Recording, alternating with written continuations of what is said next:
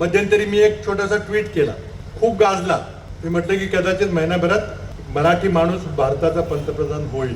करारला बोललो मी. अनेकांचे फोन आले, विचारले याचा अर्थ काय, कसं काय. कोण म्हटलं की तुम्ही होणार का. उद्या काय काय घडेल मला माहित नाही. जगात बरंच काही चाललेलं आहे. मध्यंतरी मी एक छोटासा ट्विट केला, खूप गाजला. मी म्हटलं की कदाचित महिनाभरात मराठी माणूस भारताचा पंतप्रधान होईल. करारला बोललो मी. अनेकांचे फोन आले, विचारले याचा अर्थ काय, कसं काय. कोण म्हटलं की तुम्ही होणार का. कारण कोणाला त्याची पार्श्वभूमी माहीत नव्हती. आता मराठी माणूस पंतप्रधान व्हायचा झालं तर आत्ता बसला माणूस त्याला बाजूला गेलं पाहिजे. म्हणून आधी मी अधोरेखित केलं की नाव न घेता बहुतेक बदल घडण्याची शक्यता मला दिसते.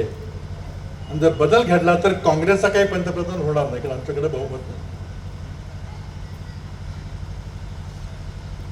तर मग होणार हीच लोक, पण त्यांचा मग कोणताही दुसरा माणूस होईल, कदाचित मराठी माणूस होईल असा माझा संदर्भ होता.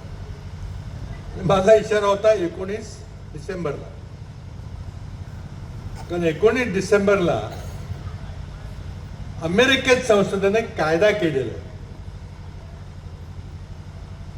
19 नोव्हेंबरला कायद्यावर राष्ट्रपती ट्रम्प साहेबांनी सही केली आणि तो कायदा झाला. आणि कायद्यामध्ये असं म्हटलेलं आहे की अमेरिकेत एप्स्टीन नावाचा एक माणूस होता, इस्रायलचा गुप्तहेर होता.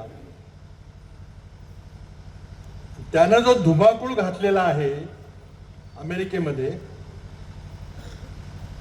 त्याचा पर्दाफाश होणार आहे. तो आपल्या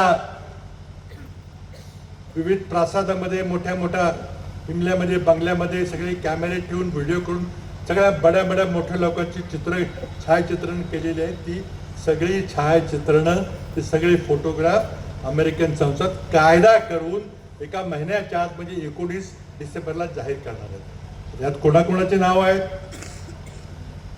सोशल मीडियावर काही नावं चालू आहेत का मला माहित नाही. पण आजच 75,000 फोटोग्राफ पब्लिश झालेले आहेत. 20,000 ईमेल्स प्रकट झालेले आहेत. त्यामध्ये अमेरिकन संसदेने सांगितलं की हा डाउनलोडेबल डेटा पाहिजे, हा सर्च करता आला पाहिजे. निवडणूक आयोग ज्याप्रमाणे मतदार याद्या कम्प्युटरवर